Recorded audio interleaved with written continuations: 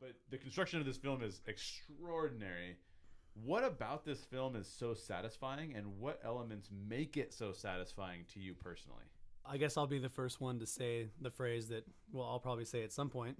A lot of people consider this movie to be a perfect movie. Mm-hmm. It's got a little bit of everything. I mean, it's sci-fi, but you've also got a ton of adventure. You've got suspense. You've got comedy. You've got major heartwarming moments. It's got a wonderful happy ending where everything turns out great for everybody, but it's not cheesy.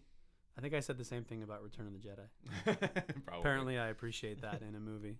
And just really likable characters. I mean, it's just good. This is, I think, why I determine it at number one. I think that sci-fi works best when you're using the science and technology to really drive a story and not focusing so much on that science and technology, right? The movie's not about the DeLorean.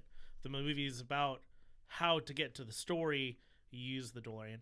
And I think the story is so fantastic. You cannot explore the story in any other way.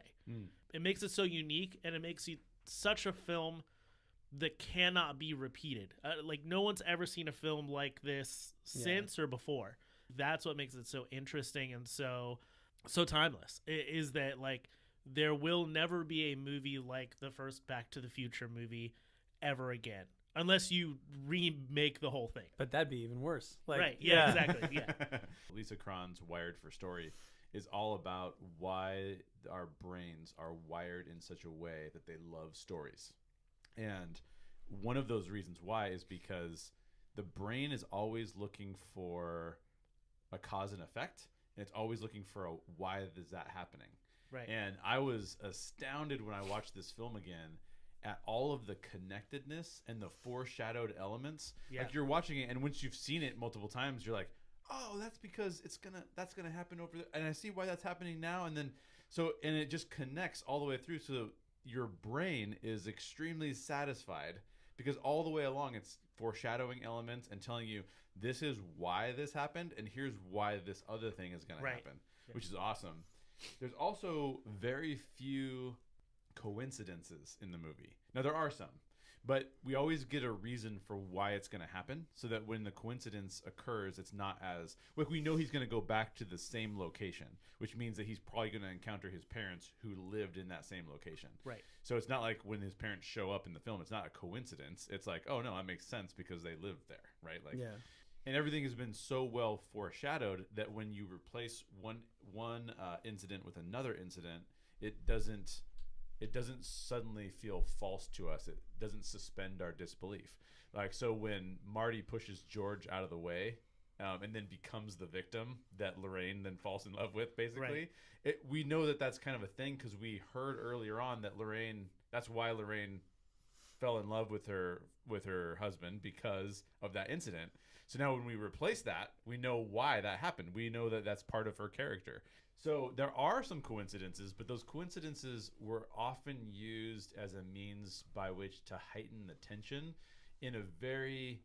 Because the other thing you can get away with, and you kind of mentioned this, Josh, is those like comedic moments where it's just good storytelling.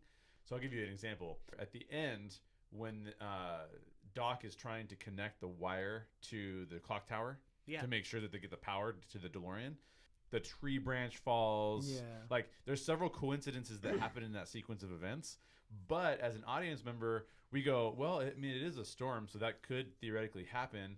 Plus, it's just constantly heightening the tension, and the Doc's response to it is so funny. Right. He's like, rah! He's like, got the crazy face.